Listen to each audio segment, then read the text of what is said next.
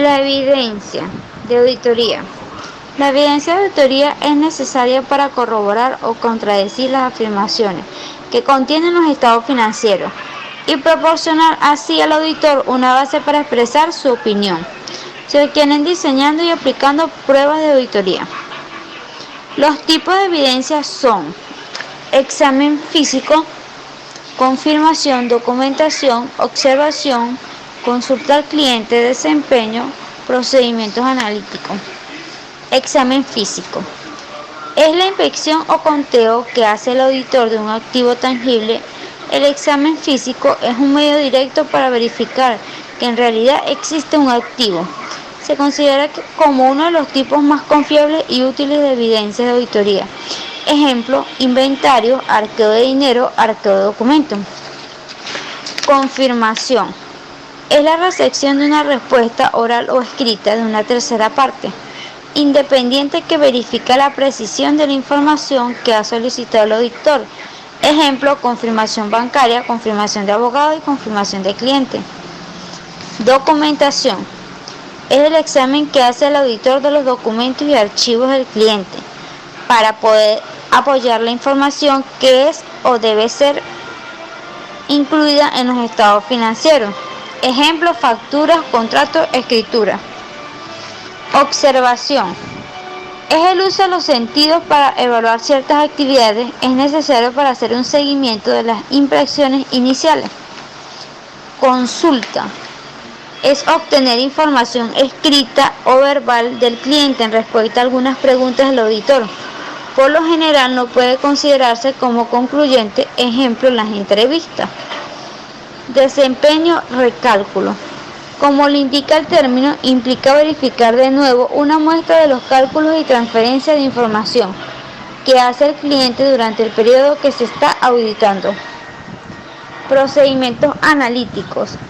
Se utilizan comparaciones y relaciones para determinar si los saldos de la cuenta u otros datos son razonables. Ejemplo, comparar los márgenes.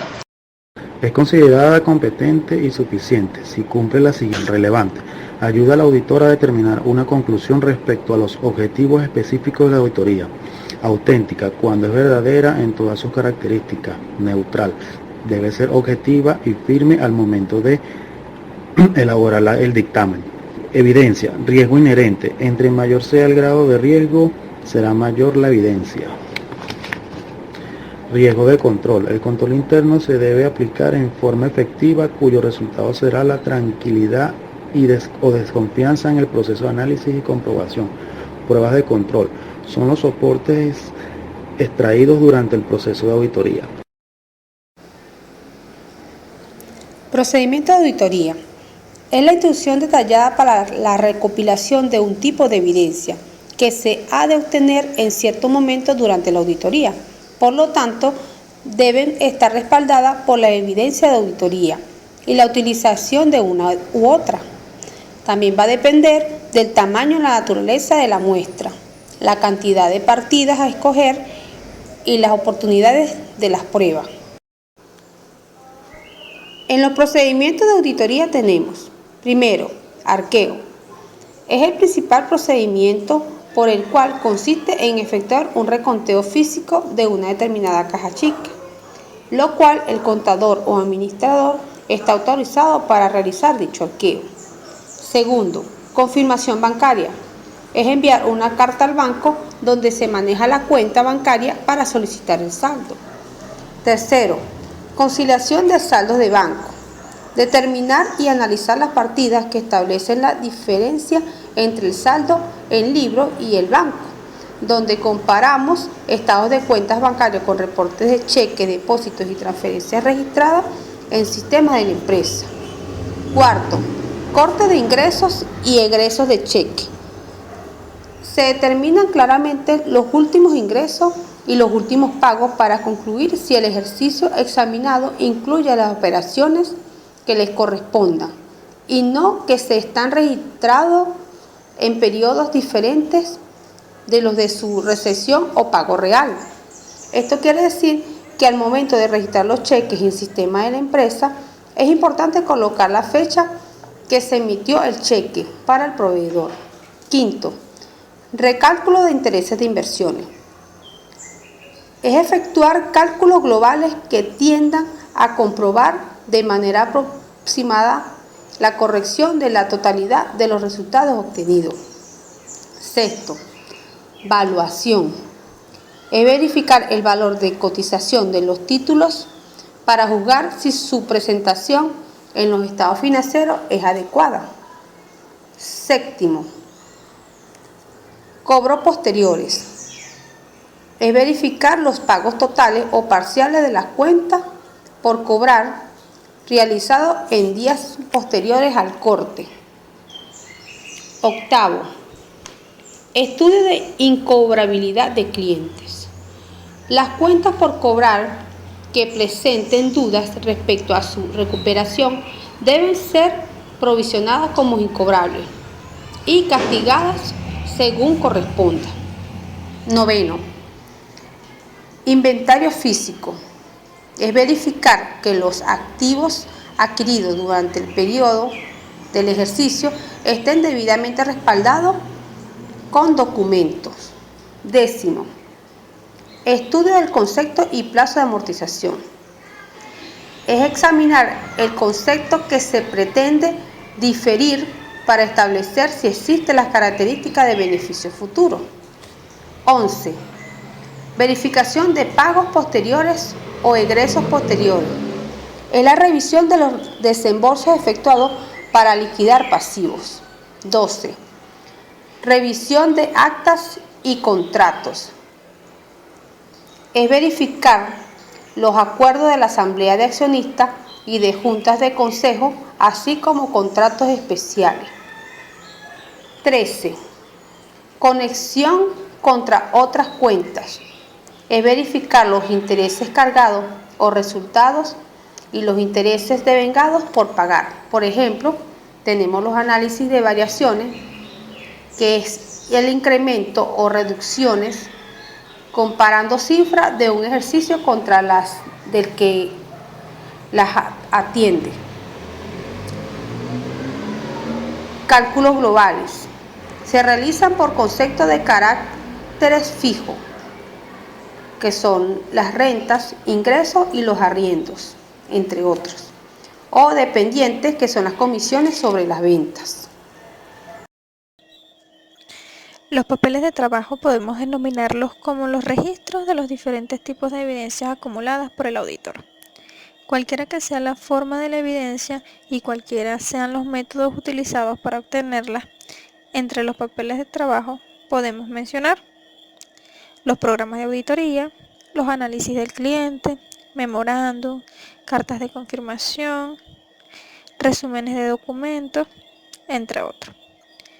Por lo cual se puede resaltar como objetivo general de los papeles de trabajo garantizar en forma adecuada que la auditoría se realice de acuerdo a las normas legalmente establecidas y aceptadas. Y como objetivos específicos podemos decir que es coordinar la información y organizar el examen de la auditoría, ya que con esto se puede revisar y supervisar todo el trabajo en las distintas etapas de la auditoría.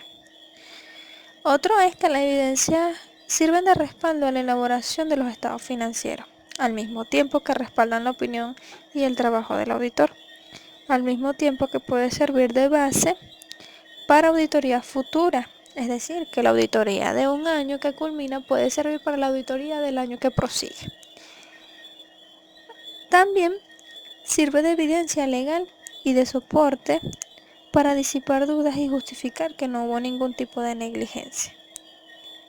Esto con el fin de poder certificar que realmente la información que se está suministrando en los papeles de auditoría y en los informes finales son realmente fidedignos, exactos y están firmemente sustentados.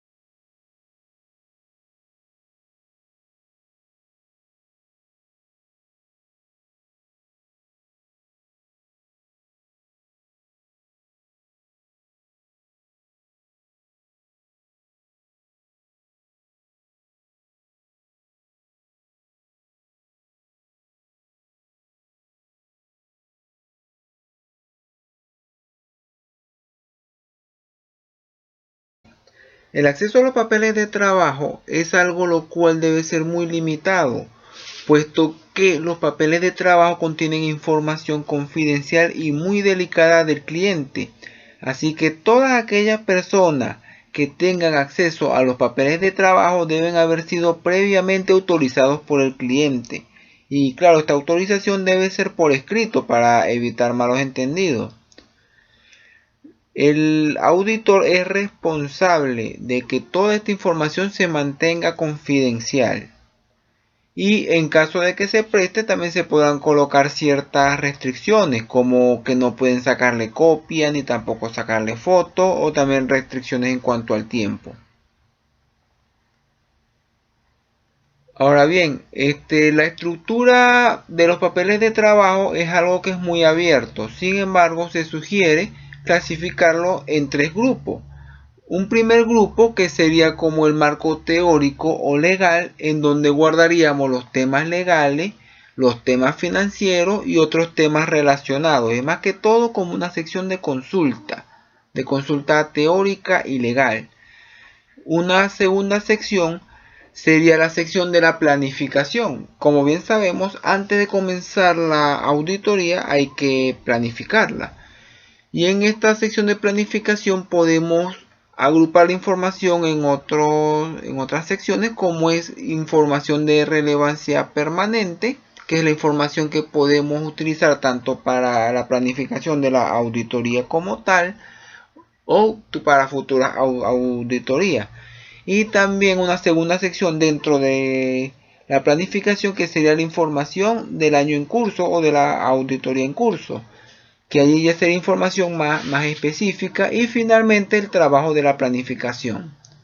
Claro, el trabajo de la planificación es muy importante siempre tenerlo, puesto que este trabajo es el que nos va a guiar en todo el transcurso de la auditoría.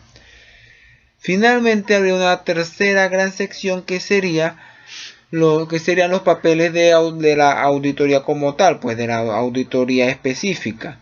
Y bueno, esta parte sí varía dependiendo de la auditoría que se vaya a hacer. Por ejemplo, si es una auditoría tributaria, se podría hacer una primera sección de impuestos sobre la renta y una segunda sección grande de IVA. Dentro de la sección de impuestos sobre la renta se puede agarrar una sección de cumplimiento de deberes formales y otra sección de cumplimiento de deberes materiales, o cumplimiento de deberes mensuales y cumplimiento de deberes anuales, o cumplimiento de declaración y cumplimiento de retenciones, dependiendo del gusto o de la conveniencia del auditor.